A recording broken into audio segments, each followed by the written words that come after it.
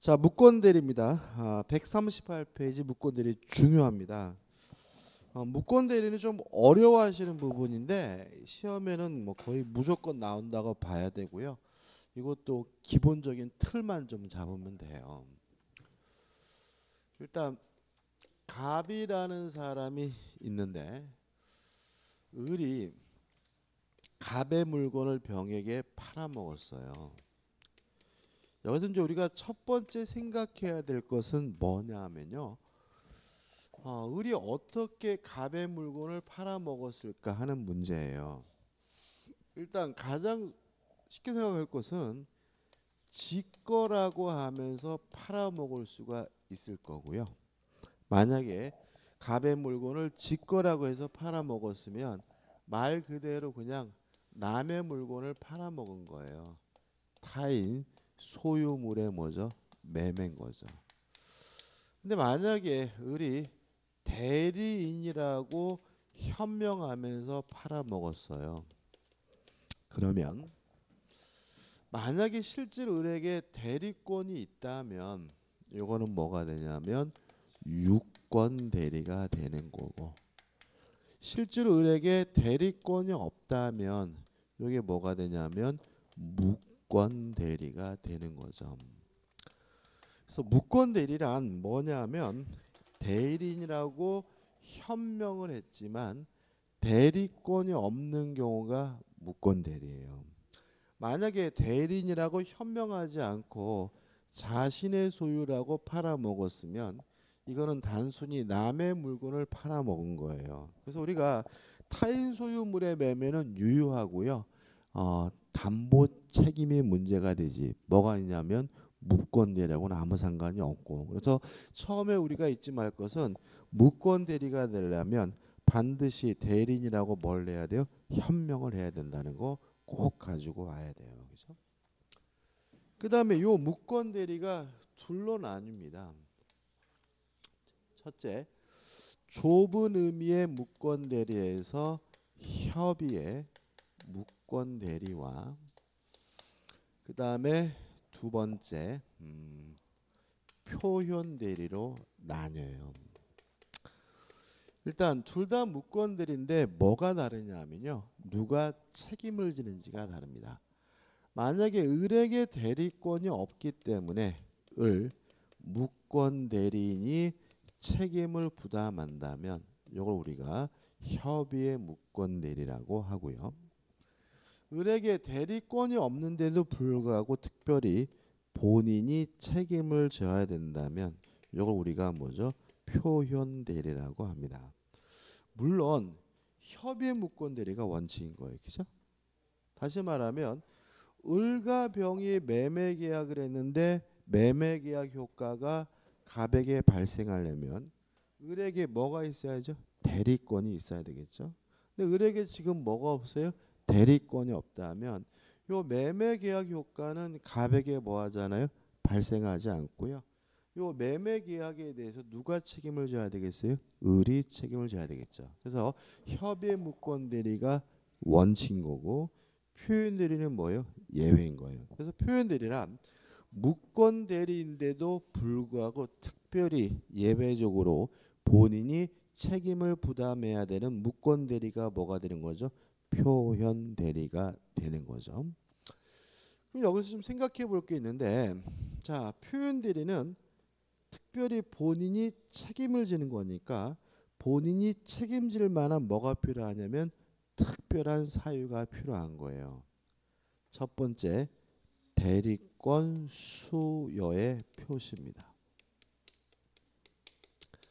대리권 수여의 표시에 의한 표현들이에요. 무슨 얘기냐면 갑이 을에게 대리권을 수여하지 않았어요. 그래놓고 병한테 을이 내 대리인이야라고 표시를 했다면 서로 을에게 뭐가 없더라도요? 대리권이 없더라도 누가 책임을 져야 돼요? 본인이 책임을 져야 되는데 이걸 우리가 대리권 수여의 표시에 의한 표현들이라고 하는 거죠. 두 번째, 권한을 넘은 표현들입니다. 자, 예를 들어서 을이 갑에게 네가 내 대신 저당권 좀 설정해 줄래? 라고 하는 대리권을 줬어요. 근데 을이 병과 만나서 저당권을 설정한 것이 아니라 팔아먹었어요. 그러면 을은 저당권을 설정할 대리권이 있지 매매할 대리권은 없는 거니까 이것도 뭐예요? 무권대리인데 이런 계기를 누가 제공했어요? 본인이 제공했기 때문에 누가 책임을 집니까? 본인이 책임을 지는데 이게 뭐죠? 권한을 넘은 표현들이에요. 그 다음에 세 번째 대리권 소멸후의 표현들이죠. 말 그대로입니다.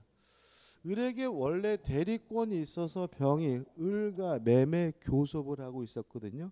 근데 을의 대리권이 뭐가 됐냐면 소멸됐어요. 그러면 갑이 병한테 알려줘야죠. 안 알려주는 바람에 병은 아직도 을에게 대리권이 있다고 믿고 매매 계약을 했다면 누가 책임을 져야 돼요? 본인이 책임을 져야 되는데 이게 뭐죠? 대리권 소멸후의 표현들이죠. 그래서 표현들이란 요 셋 중에 한 가지 사유가 있고 만약에 상대방이 선의고 무과실이라면 서로 을에게 대리권이 없더라도 본인이 책임을 지게 되는데 이게 뭐죠? 대리권 이게 뭐죠? 표현 대리가 되는 거죠. 그 다음에 우리가 이제 공부할 때 협의 무권 대리에서 뭘 배우냐면 본인이 추인할 수 있고 상대방이 채고할 수 있고 처리할 수 있다는 것을 배우는데 그거는 두 가지의 뭐요? 공통된 내용이다. 두 가지가 다른 것은 뭐만 다른 거예요? 누가 책임을 지는지만 다른 겁니다. 따라서 둘 다 무권 대리이기 때문에 첫째 본인이 뭐 할 수 있냐면 추인할 수 있어요. 두 번째 둘 다 무권 대리이기 때문에 둘 다 상대방이 채고할 수도 있고 상대방이 철회하는 것도 가능해요. 그래서 이 두 가지는 두 가지 무권 대리의 뭐죠? 공통된 내용이라는 것도 좀 생각해 보시기 바랍니다. 자, 여기까지 왔는데 이제 시험 문제 이런 거 참 많이 나와요. 상대방이 유권 대리임을 주장하는 경우에 법원은 표현 대리 성립을 고려하지 않는다. 오해예요. 왜냐하면 표현 대리는 뭐의 일종인 거죠? 무권 대리의 일종이기 때문에. 그죠? 그 다음에 두 번째 본인 스스로 표현 대리 성립을 주장할 수 있다 그러면 X예요. 왜냐하면 본인이 표현 대리 성립을 주장한다는 말은 본인이 뭐 하겠다는 얘기예요? 책임지겠다는 얘기인데 책임지고 싶으면 본인은 뭐 하면 그만이에요? 추인하면 그만인 거죠. 왜요? 둘 다 본인이 뭐 할 수 있는 거예요? 추인할 수가 있는 거니까. 표정이 왜 어둡죠? 뭐가 어렵죠? 자, 다시 한 번 말씀드려요. 핵심 뭐냐면 첫 번째 핵심은 무권 대리가 되려면 반드시 뭐가 필요합니까? 대리인이라고 현명을 해야 돼. 꼭까지 가야 되고 그 다음에 대리권이 없기 때문에 무권 대리인이 책임을 져야 되는 원칙적 무권 대리가 뭐죠? 협의의 무권 대리고 대리권이 없는데도 불구하고 예외적으로 본인이 책임을 져야 되는 무권 대리가 뭐죠? 표현 대리다. 그죠? 잊지 마시기 바랍니다. 보자고 교재. 자, 교재 보시면은 138배 하단에 서술 있죠? 한번 읽어볼게요. 밑에 세 번째 줄.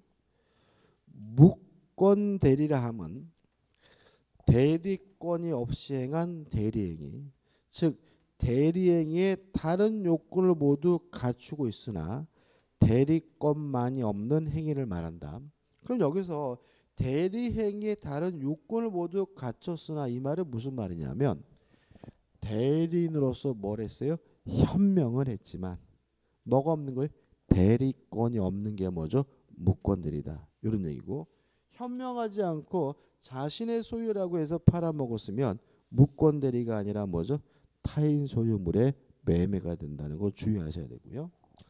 우측에 보시면 협의의 무권 대리가 나오죠. 의 나와 있고 2번 계약의 무권 대리에서 1번 본인에 대한 효과입니다. 자, 130조가 나와 있는데 한번 읽어볼게요. 대리권 없는 자가 타인의 대리인으로 한 계약은 본인이 이를 추인하지 아니하면 본인에 대하여 효력이 없다 이렇게 나와 있죠. 다시 말하면 을과 병이 예를 들어서 갑소유 A 토지에 대해서 매매 계약을 체결했더라도 요 매매 계약 효과가 갑에게 뭐죠? 발생하진 않아요. 을에게 뭐가 없어요? 대리권이 없으니까요. 따라서 기본적으로 갑은 을과 병의 매매에 대해서 뭐 할 바가 없는 거죠? 신경 쓸 바가 없는 거죠. 동의하시죠? 그죠? 갑은 원래 제일 재밌는 구경이 뭐죠? 불구경하고 쌈구경이잖아요. 그죠? 그래서 어떻게 자식들 왜 딴 거 쥐들이 싸움박질이냐고 신경 쓸 필요가 없는데 신경 쓸 일이 생길 수가 있어요. 예를 들어서 만약에 갑이 요 땅을 한 1억 정도 받으면 좋겠다라고 생각을 했는데 이놈이 시키지도 않았는데 병과 만나서 1억 5천에 매매 계약을 하면 이때 갑은 뭐예요? 신경이 팍 쓰이는 거죠. 그럼 갑이 뭐 할 수 있습니까? 추인할 수 있고요. 추인하게 되면 요 매매 계약 효과가 소급해서 갑에게 뭐죠? 발생하는 겁니다. 다시 말하면 무권 대리행위에 대해서 본인은 뭐 할 수 있는 거죠? 추인할 수가 있는 거죠. 그래서 교재에 본인의 뭐가 나와요? 추인권 이렇게 나와 있죠. A번 추인의 성질이 나오는데 만약에 갑이 요 매매 계약이 마음에 들어서 추인하고자 할 때는 병이나 을로부터 동의나 승낙을 받을 필요는 없으니까 추인은 뭐죠? 단독행위고 추인권은 승낙을 받지 않고 일방적으로 하는 뭐죠? 형성권이고요.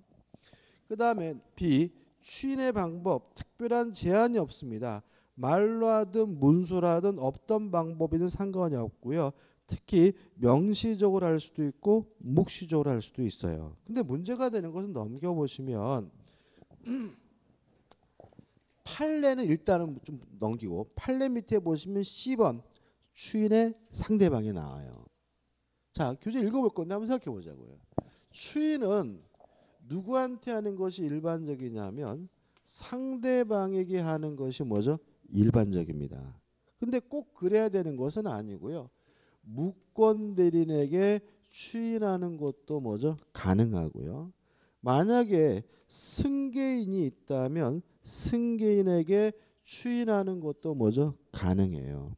근데 문제는 뭐냐면 우리 민법에 무권 대리인에게 추인한 경우에는 그 사실을 모르는 선의 상대방에게 뭐 하지 못하냐면 대항하지 못한다고 규정을 두고 있어요. 한번 읽어볼게요. 추인의 의사표시는 상대방에게 해야 함이 원칙이지만 무권 대리인에게 할 수도 있다. 다만 무권 대리인에게 한 경우에는 상대방이 그 사실을 알지 못하면 상대방에 대하여 추인의 효과를 뭐하지 못해요? 조장하지 못한다죠. 첫 번째 결과고요. 무권 대리인에게 추인한 경우에는 그 사실을 모르는 선의의 상대방에게 주장하지 못한다. 뭐하지 못해요? 대항하지 못한다는 거 꼭 기억해 두셔야 됩니다. 그 다음에 D번 추인의 효과 해가지고 133조가 있는데 읽어보면 추인은 다른 의사표시가 없는 한 계약 시에 소급할 그 효력이 생긴다고 나와 있죠. 다시 말하면 추인하면 계약 시로 소급해서 본인에게 효과 기속되는 소급효가 인정되고 있음을 주의하셔야 되고요. 우측에 나번 보시면 본인의 추인 거절거 물론 추인할 수도 있고 뭐 할 수 있어요? 거절할 수 있는 거니까 특별한 것은 아닙니다. 그죠? 그럼 여기까지 왔어요. 그죠? 그러면 우리가 기억할 것은 이게 전부예요. 본인은 무권 대리행위에 대해서 뭐 할 수 있어요? 추인할 수 있는데 첫 번째 주의하실 점은 무권 대리인에게 추인하는 것이 뭐죠? 가능하지만 선의 상대방에게 뭐 하지 못해요? 대항하지 못하고요. 추인의 효과는 뭐가 있습니까? 소급효가 있습니다. 따라서 무권 대리시로 소급해서 계약시로 소급해서 본인에게 효과 기속된다는 거 잊지 마시기 바라고요. 그다음에 이제 핵심 판례들이 나왔는데 넘은 판례도 마찬가지고 요 추인은 명시적으로 할 수도 있고 묵시적으로 할 수 있어요. 근데 주의하실 것은 묵시적 의사표시는 아무것도 안 하는 게 묵시적 의사표시가 아닙니다. 다시 말하면 추인으로 볼 수 있는 행위가 있어야 비로소 뭐예요? 묵시적 추인인 거예요. 아무것도 안 하고 장기간 방치하는 것만으로는 뭐가 될 수 없어요? 추인이 될 수 없다는 뜻의 판례들이니까 한번 읽어보시되 중요한 건 아니고요. 그 다음에 넘겨보시면 무권대리에 뭐가 나오죠? 상속 문제가 나옵니다. 자, 이런 문제입니다. 갑이 소유하고 있는 A 토지에 대해서요, 을이 대리권도 없이 대리인이라고 현명을 해가지고 병과 만나서 매매 계약을 했는데, 문제는 갑이 을의 아버지고요, 을은 갑의 아들이었어요. 근데 갑이 돌아가시면 갑에서 을로 뭐가 이루어지냐면 상속이 이루어지거든요. 근데 상속은 민사상 법적주의도 승계시킵니다. 아버지가 당사자면 상속받은 아들도 뭐요? 당사자. 아버지가 제3자면 상속받은 아들도 뭐요? 제3자. 아버지가 본인이면 상속받은 아들도 뭐예요? 본인이거든요. 그래서 본인의 법적주의를 상속받은 후에 을 스스로가 무효임을 주장할 수가 있느냐, 아니면 매매계약에 대해서 추인을 거절할 수가 있느냐, 안 된다라는 게 1. 무권들이 본인을 상속한 경우입니다. 이유는 뭐냐면 신의 성실의 원칙상 인정되는 뭐 때문에 그러냐면 금반원의 원칙 때문에 그래요. 금반원의 원칙이란 말은 뭐냐면요, 반대되는 언행이 금지가 된다는 얘기입니다. 뭐가요? 반대되는 언행. 자, 을은 아버지가 생존해 계실 때는 팔겠다고 했죠. 근데 아버지가 돌아가시고 나서 안 팔겠다고 하는 것은 명백히 반대되는 언행이기 때문에 뭐 되지 않은 거예요? 허용되지 않습니다. 이해되시죠? 그죠? 이게 뭐죠? 첫 번째고. 여기서 이제 시험 문제가 잘 나와요. 이 사례 가지고. 근데 두 번째는 거의 안 나오는데 그것도 한번 생각해 보자고요. 갑이 본인이고요, 을이 무권 대리인이고, 을이 병과 만나서 매매 계약을 했단 말이죠. 근데 이게 거꾸로 수가 있어요. 갑이 아들이고 을이 아버지인 경우도 있어요. 이런 경우 오히려 더 많습니다. 그러니까 예를 들어 가지고 아들이 21살이에요. 그럼 성년자잖아요. 그죠? 성년자인데 아버지가 아들 땅을 팔겠다고 매매 계약을 했어요. 그럼 무권대리입니다. 왜요? 아들이 21살 성년자면 아버지는 더 이상 뭐가 아니에요? 친권자가 아니잖아요. 그럼 뭐예요? 무권대리. 이게 더 많아요, 이게. 그죠? 그래서 지금 보시면 이런 상태에서 이 아버지가 만약에 돌아가시게 되면 을에서 갑으로 뭐가 이루어져요? 상속이 이루어지게 되고, 그러면 갑은 원래는 본인이었는데 뭐가 되는 거죠? 무권 대리인이 되는 거죠. 동의하시죠? 그래서 뭐죠? 이 본인이 무권 대리를 뭐한 경우에 상속한 경우죠. 이때 갑이 본인의 법적주의를 이유로 추인을 거절하는 것이 가능한가? 이건 뭐죠? 가능하다. 왜요? 반대되는 언행이 아니죠. 갑은 아버지가 생존해 계실 때도 갑이 팔겠다고 한 바가 없는 사람이니까 아버지가 돌아가신 후에 안 팔겠다고 하는 것은 뭐가 아니에요? 반대되는 언행이 아니기 때문에 이때는 추인을 거절하는 것이 뭐예요? 가능해요. 이해되시나요? 자, 보세요. 무권 대리인이 본인을 상속한 경우에는 더 이상 추인을 뭐하지 못합니까? 거절하지 못합니다. 왜냐하면 을은 아버지가 계실 때는 팔겠다고 했고 돌아가시고 나서 안 팔겠다고 하는 것은 반대되는 언행에 의해서 뭐가 돼요? 금지가 되는 거죠. 근데 반대로 본인이 무권 대리인의 지위를 상속한 경우에는 본인의 지위에서 뭐 할 수 있습니까? 추인을 거절할 수가 있습니다. 왜냐하면 갑은 아버지가 생전에 계실 때도 팔겠다고 한 바가 없기 때문에 뭐가 아닌 거죠? 반대되는 언행이 아니기 때문에 그렇습니다. 끝입니다. 그다음에 이제 그다음에 하단에 보시면 2번에서 상대방에 대한 효과가 나오죠. 일단 상대방은 채고할 수 있습니다. 뭘 채고하냐면 본인에게 추인할 건지 안 할 건지 그 여부에 대해서 채고할 수 있고요. 채고 기간 내에 확답을 바라지 않으면 이때는 추인을 거절한 것으로 뭐가 돼요? 확정이 되고요. 이 채고는 선의 상대방뿐만 아니라 악의 상대방도 뭐 할 수 있어요? 채고할 수 있습니다.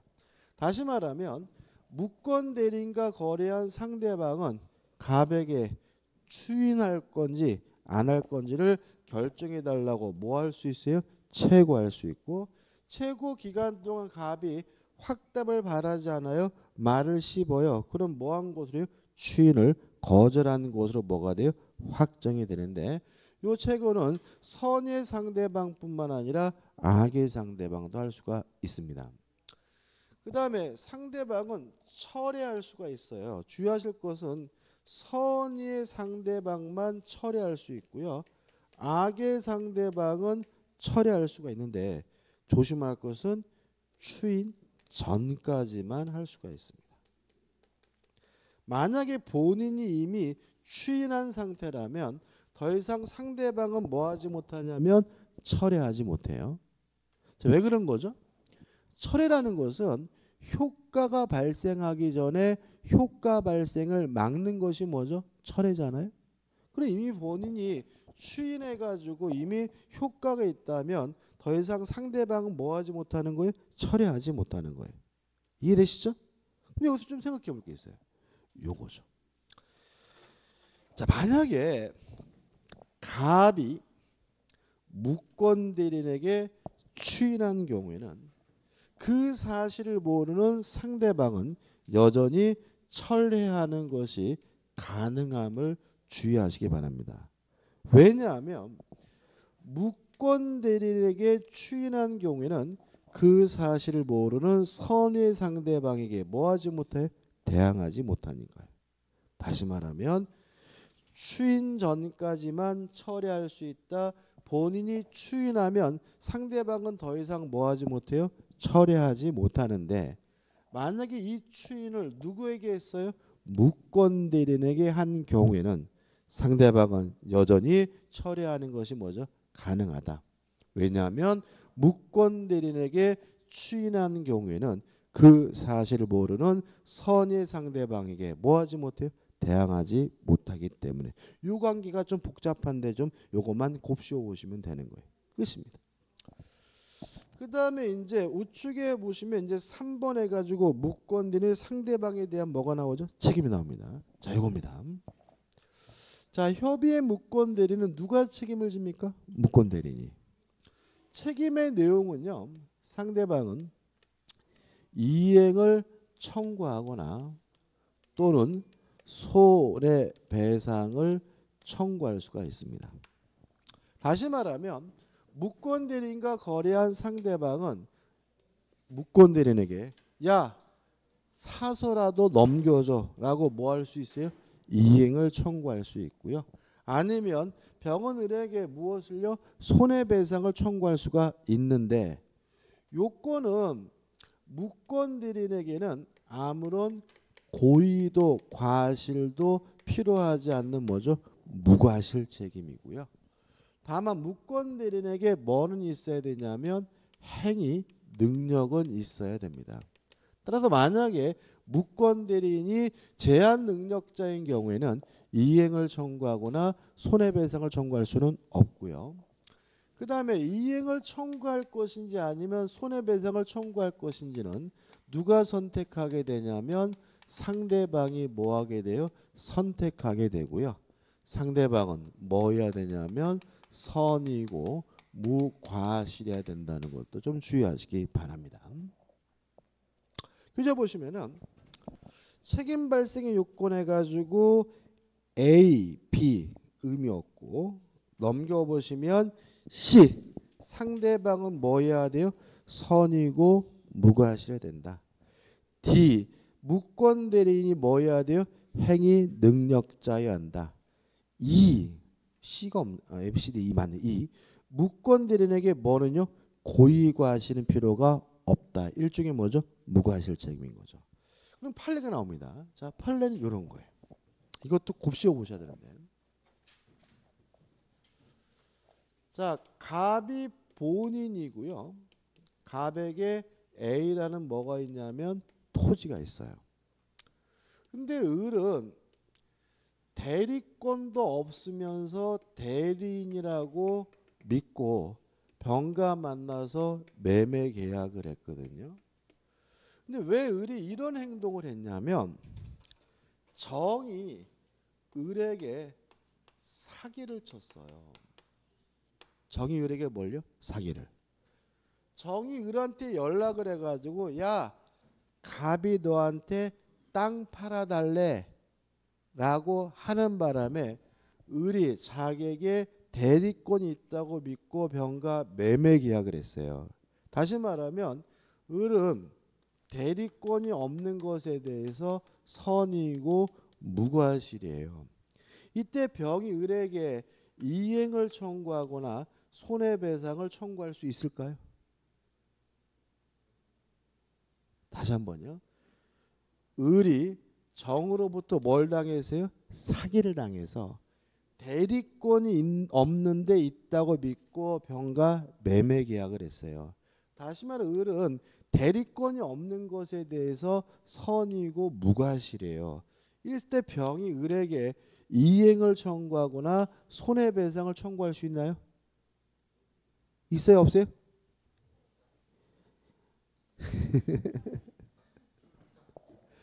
있다. 왜냐하면 무권 대리인에게 뭘 요구하냐면 고의 과실을 요구하지 않으니까. 그 판례예요. 판례가. 그러니까 이게 항상 뭐냐면 상식적이지 않은 것 같은데 자꾸 집어넣는 거야. 아니 우리 뭘 잘못했다고 이런 식으로 나가는 거죠. 다시 말하면 을에게 아무런 무엇이요? 고의 과실도 필요가 없습니다.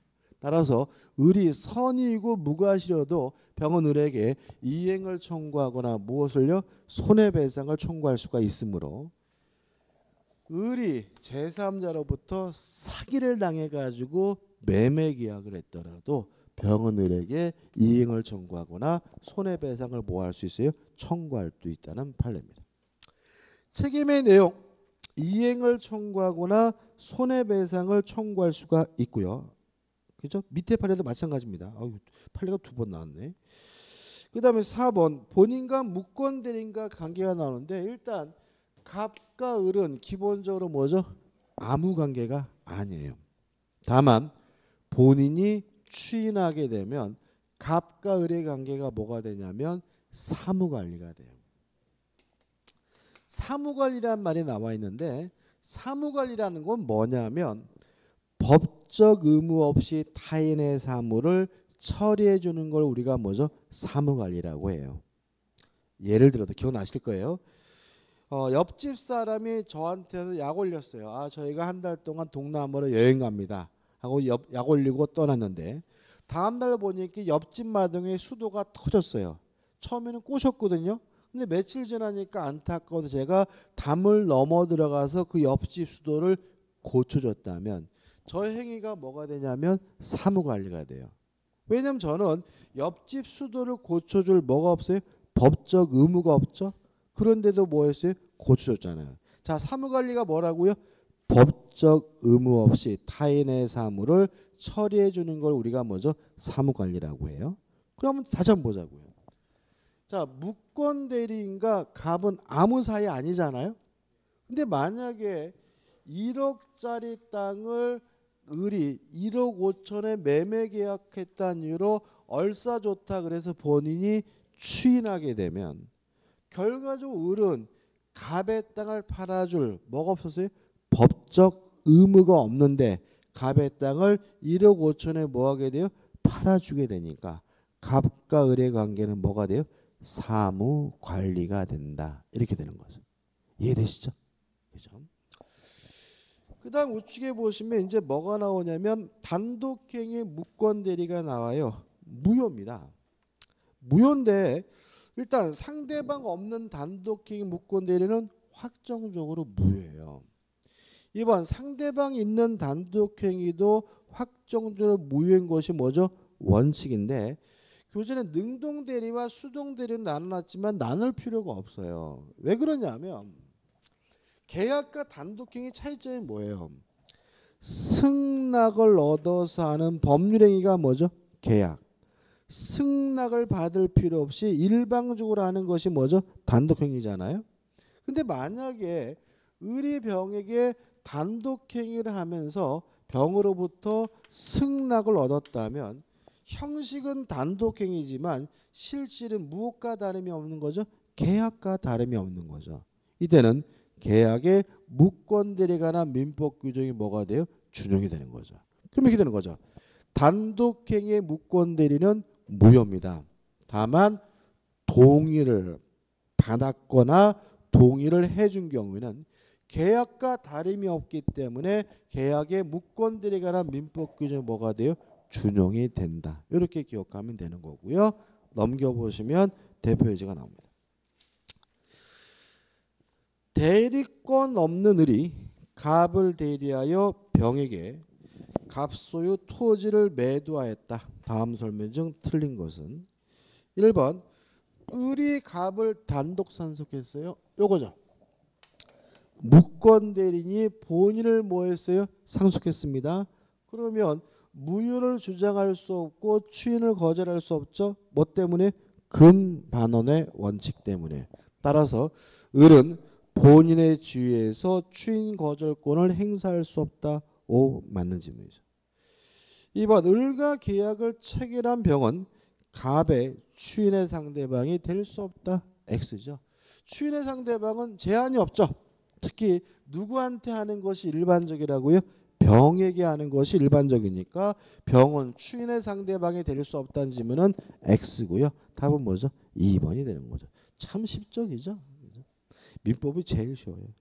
3번 갑의 추인은 그 무권대리인가 있음을 알고 이를 추인하여 그 행위 효과가 갑에게 기속될 거고요. 4번 갑이 을에게 추인한 경우죠. 자, 누구한테 추인했다고요? 을, 무권대리인에게. 무권대리인에게 추인한 경우에는 그 사실을 모르는 선의 상대방에게 뭐하지 못해요? 대항하지 못하니까. 병이 추인이 있었다는 사실을 알지 못한 때는 갑은 병에게 추인의 효과를 주장하지 못한다. 오, 맞는 질문이죠.